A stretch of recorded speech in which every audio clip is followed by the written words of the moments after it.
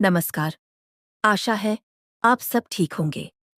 जैसा कि आप जानते हैं, हम भगवान शिव के ज्योतिर्लिंगों के बारे में चर्चा कर रहे हैं और आज हम बात करेंगे केदारनाथ ज्योतिर्लिंगों की।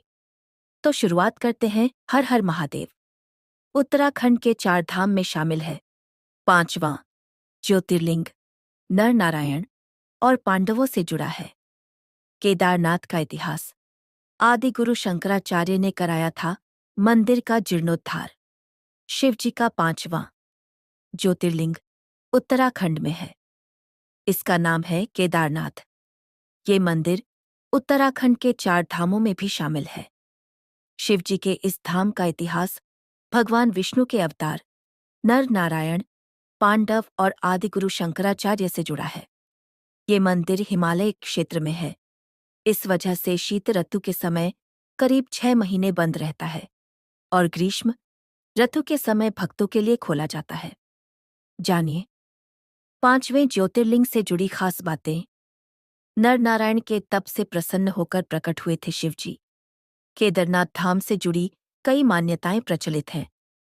शिवपुराण की कोटि रुद्र संहिता में लिखा है कि पुराने समय में बद्रीवन में विष्णु भगवान के अवतार नर नारायण पार्थिव शिवलिंग बनाकर भगवान शिव का रोज पूजन करते थे।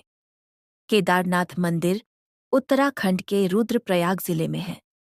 केदारनाथ 12 ज्योतिर्लिंग में से एक है। ये उत्तराखंड के 4 धामों में भी शामिल है। केदारनाथ धाम से जुड़ी कई मान्यताएं प्रचलित हैं। शिव पुराण की कोटि रुद्र संहिता में लिखा है कि पुराने समय में बद्रीवन में विष्णु भगवान के अवतार नर नारायण पार्थिव शिवलिंग बनाकर रोज पूजा करते थे। नर नारायण की भक्ति से प्रसन्न होकर भगवान शिव यहाँ प्रकट हुए। शिवजी ने नर नारायण से वरदान मांगने के लिए कहा। तब नर नारायण ने वरदान मांगा कि शिवजी हमेशा यहीं रहें, ताकि अन्य भक्तों को भी शिवजी के दर्शन आसानी से हो सके। ये बात सुनकर शिवजी ने कहा कि अब से वे यहीं रहेंगे और ये क्षेत्र केदार क्षेत्र के नाम से प्रसिद्ध होगा। पांडवों से जुड़ी है केदारनाथ की मान्यता। महाभारत के समय यानी द्वापर युग में केदार क्षेत्र में शिवजी ने पांडवों को बेल रूप में दर्शन दिए थे। वर्तमान मंदिर का निर्माण आदि गुरु शंकराचार्य ने 8वीं से 9वीं सदी में करवाया था। ये मंदिर उत्तराखंड के 4 धामों में से एक है। मंदिर समुद्र तल से करीब 3583 मीटर की ऊंचाई पर है। ये मंदिर हिमालय क्षेत्र में है। इस कारण शीत ऋतु के दिनों में बंद रहता है। पांडवों की कथा किंवदंतियों में बताया गया है कि जब महाभारत युद्ध के बाद पांडवों पर अपने भाइयों और सगे संबंधियों की हत्या का दोष लग गया था, तब भगवान श्री कृष्ण ने उन्हें भगवान शिव से क्षमा मांगने का सुझाव दिया था। लेकिन शिव जी पांडवों को क्षमा नहीं करना चाहते थे। इसलिए उन्होंने पांचों की नजर में न आने के लिए बैल यानी नंदी का रूप धारण कर लिया था और पहाड़ों में मौजूद मवेशियों में छिप गए थे। लेकिन गदाधारी भीम ने उन्हें देखते ही पहचान लिया और शिवजी का यह भेद सबके सामने आ गया। लेकिन जब भोलेनाथ ने वहां से भी किसी अन्य स्थान पर जाने की कोशिश की, तब भीम ने उन्हें रोक लिया और शिवजी को उन्हें क्षमा करना दिया। बता दें कि जिस स्थान पर पांडव शंकर जी से मिले थे, उस स्थान को गुप्त काशी के रूप में जाना जाता है। लेकिन कुछ ही समय बाद गुप्त काशी से भी भोलेनाथ अदृश्य हो गए और 5 सिद्ध रूपों में प्रकट हुए। वह 5 रूप हैं। केदारनाथ में उनके कूल्हे हैं, रुद्रनाथ में उनका मुख मौजूद है, तुंगनाथ में हाथ और मध्य महेश्वर में उनका पेट मौजूद है। महादेव की जटाएं कल्पेश्वर में मौजूद हैं। इन 5 सिद्ध स्थानों को पंच केदार के नाम से भी जाना जाता है। गुरु शंकराचार्य ने कराया था मंदिर का जीर्णोद्धार। मान्यता है कि ये केदारनाथ धाम में स्वयंभू शिवलिंग स्थापित है। स्वयंभू शिवलिंग का अर्थ है जो स्वयं प्रकट हुआ है। केदारनाथ मंदिर का निर्माण पांडव राजा जन्मेजय ने करवाया था। बाद में आदि गुरु शंकराचार्य ने इस मंदिर का जीर्णोद्धार करवाया। मंदिर से जुड़ी अन्य खास बातें। केदारनाथ मंदिर एक ऊंचे चबूतरे पर बना हुआ है। मंदिर के मुख्य भाग मंडप और गर्भगृह के चारों ओर परिक्रमा मार्ग है।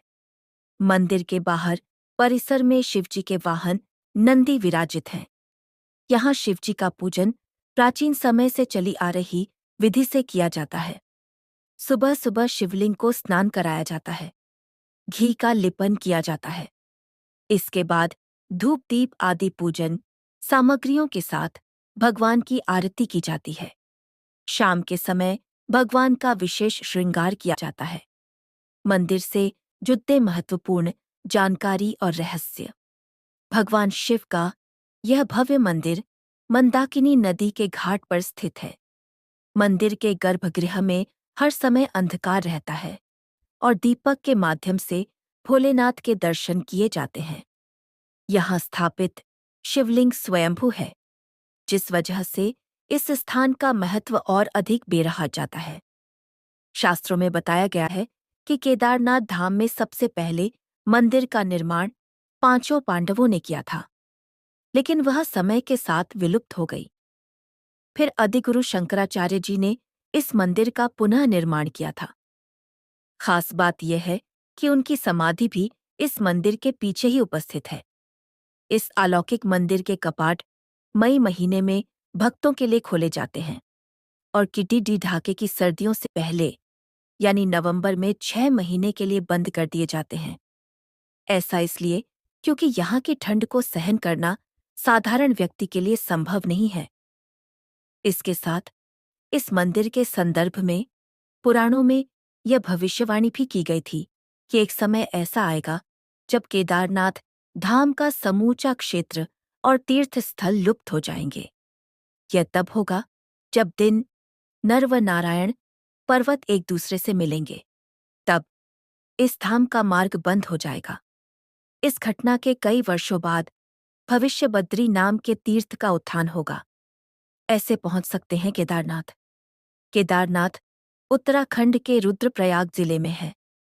केदारनाथ आने के लिए आपको पहले हरिद्वार, ऋषिकेश या देहरादून पहुंच सकते हैं। इन शहरों से बस टैक्सी की मदद से मंदिर तक पहुंच सकते हैं। हरिद्वार, ऋषिकेश और देहरादून तक पहुंचने के लिए देश भर से आवागमन के कई साधन आसानी से मिल जाते हैं। केदारनाथ यात्रा में गौरीकुंड पहुंचने के बाद करीब 16 किलोमीटर का रास्ता पैदल या पालकी से या घोड़े की मदद से तय करना होता है। देखने के लिए बहुत बहुत धन्यवाद और अगले वीडियो के लिए लाइक, सब्सक्राइब और बेल आइकन दबाना न भूलें। धन्यवाद।